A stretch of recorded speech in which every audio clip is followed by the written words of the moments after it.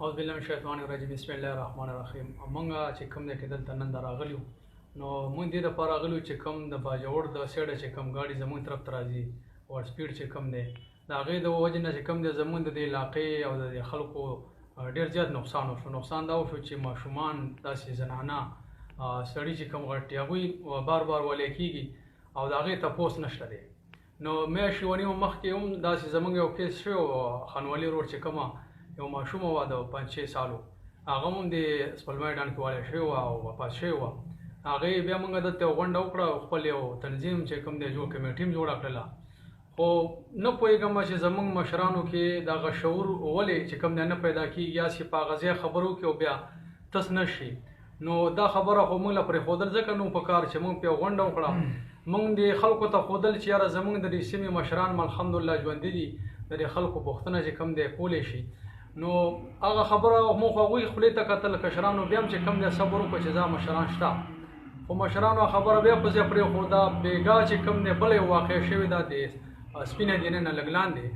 3 کسان چې کوم دی بیا اکسیډنټ شوی 3 کسان یې والي 3 ونه زخمیان دي. نو اوس ما ته نه کسان چې کوم دی ملګري رال ماله ما ته چېرې تاسو هغه کومه کمیټي جوړه کړې وه د هغې څه چل وشو زموږ داسې بیا د څه شوې ده. نو موږ بیا دلته رالو د مومن پریس کلب ته چې کوم دی هغوی ته موږ بیا دا خبره وکړه چې یاره که موږ بیا نن خاموشه پاتې شو نو زموږ به دغسې حال وي تپوس به هم نه کېږي او که کومه قصه زموږ وشي نو بس بره خلکو ډېر ښایسته قانون ځان له تړلی موږ له نه دی تړلی یا ګډ یا چیلی او یو ټیم غوړي راچولي که نه بس وایي موږ نه یاره جي بس غلطي وشوه د الله له طرفه وه ټیک ته موږ منو چې دغه څیز د الله له طرفه وي خو تاله هم هغه د مشرانو یو متل دی وایي ړوند یو ځل په موږ لویږي که نه. نو ته که یو کس یو ځل ووهې نو بیا آینده دپاره چې کوم دی خیال کوه چې بل کس ته نه ونه لګي. نور هر څه چې کوم دی د سراځي د الله د سیډه خو ته لږ سپیډ کم کا که یو سپیډ ته کم کې او تاله یو کس مخې له راشي او اچانک ته په بریک باندې خفه کېدي نو یقینا چې کوم دی هغه ستا سپیډ به کور شي هغه کله زخمي به شي حالانکې کېدی شي چې د مرګ د دغه نه بچ شي. خو دا خلکو چې کوم دی ځان له خپل قانون تړلی. زه به د باجوړ د خلکو یو واقعه ما ته بلوز راغلی ده چې کله دا کمیټي جوړه شوه نو مال یو کس رالی چې یاره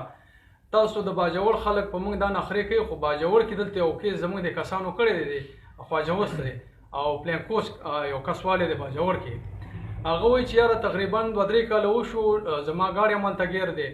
او ماف کېدل زما نشته که زه هغه د کوم کس چې ما والی د هغه پلار له لاړ شم نو هغه کسانو ته وایي چې دا کس ما ته مه مخکې کوئ ګنې زه به پرې اور بل کړم.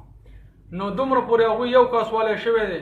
او هغوی د اوسه پورې 3-4 کاله وشو چې په خبره باندې ټینګ ولاړ دی او ماف کېدل نشته. او موږ بیا زموږ به دا ویو دا سیاسي خلک زه خپل هم سیاست کې لږ ډېره ګرځېدنه کومه د پی ټي آی چې کوم دی ورکړې ما خو یاره دغه سیاست موږ په پردو بچو نه کوو ځکه سیاسي خلک به راشي او بس دغه خلک به یې د لاس نه نیولي یاره وایي زه دله کار کوم ته راځه نو یاره په پردو بچو باندې پلیز سیاست مه کوئ دا زموږ د ټولو بچي دي زموږ ماشومانان دي زموږ ګلونه دي. نو موږ به انشاءالله چې د چا چا سره وشي مړی زخمي او دا مسله چې کوم دی بیا راپورته کړو خو موږ خپل پردي اولاد ته چې کوم خپل موږ ویو نو موږ به انشاءالله دا مسله همدغسې مخ په وړاندې بوځو چې په ځای پرېنږدو زه هغه مشرانو ته بیا ویم کومه کمیټي چې جوړه شوې ده چې راغونډ شئ پلیز بېګا چې کومه حادثه شوې ده دا به هم تېره شي ځان نن به پرې موږ غم غرض ونه کړو خو بیا به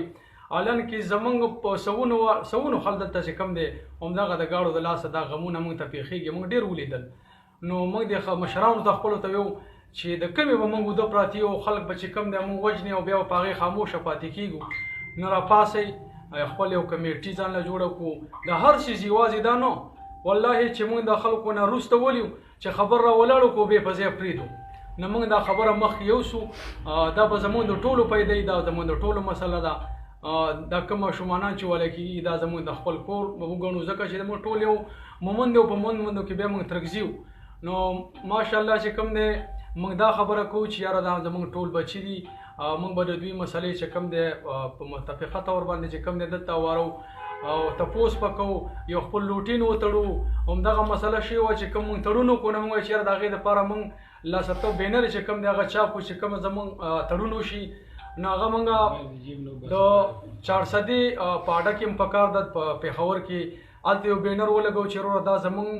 د ترکزو د مومندو د ترکزو خاص کر دا تړون وشو په دې باندې تاسو عمل وکړئ داسې په ډیری شب قدر پاډا کې یو بینر ولګي د باجوړ پاډا کې ولګي د غرنۍ پاډا کې داسې چې کوم د پنډیالی شوله دانشکول شو نو هغې کې چې موږ ولګي ټول خلکو ته پته ولګي نو دا نه چې صرف یې که غونډ یا په ډیری شب قدر یا په پیر کلا کې یا په ګندو کې موږ یو غونډه وکړو غلنۍ کې بیا هغه څو کړو یاره چې هغه غونډه وشي وه چې د هغې څه چلو شو هغه شی به دغې ته نه پرېږدو نو زه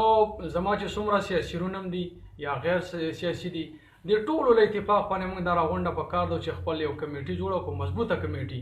چې د عمر دپاره زموږ بچو ته زموږ د علاقې ته د هغې فایده ورسي بل چې کوم تړون دغه دی هغه خو شوی دی کمیټۍ کې خو زه به بیا ویم چې یاره څوک یې ووالل نو هغې به 25 لاک روپۍ ورکوي او اګاړې به په ځای باندې سیزو نو که دغه یو کیس موږ داسې وکړو یقینا چې بیا به څوک دغه شی ډېر احتیاط به کوي چې لاندې راکوزېږي خو موږ خو ته دغسې ښکارو چې راځه د یو ګډ خلک دي د یو چیلي نه چې د که غونډه ګېډ نه یا داسې د ډنډ نه راښکته شي نو وایي لکه سپیډ ووهه که نه ځان ورسوه نو ته به ظالمه د یو 200-300 روپو لالچ کې او 200-300 روپو لپاره چې کوم دی نو په کور کې غټ غم جوړ کې یو انسان چې کوم دی قتل کې انسان ډېر قیمتي شی دی زه باجوړ خلکو ته یم چې پلیز د خدای خاطر وکئ زموږ چې کوم دی په مونږ خلکو باندې ظلم دا مه کوئ او مه د انسان ته سپک ګورئ خو بس تاسو چې کوم دی تاسو ته څه نقصان نه دی در رسېدلی چا دله څه نقصان در نه که ځکه چې کوم دی خپل اړخ تاسو برقرار ساتلي نو زمونږ بس دغه یو څو خبرې وي او زه بیا هم د خپلو مشرانو ته وایم چې کومه کمیټي موږ ته جوړه کړې وه پلیز هغه خلک چې کوم دی دوباره راغونډ شئ او د دې لپاره چې کوم دی یو مضبوطه کمیټي جوړه کړو دا به زموږ د ټولو لپاره فایده وي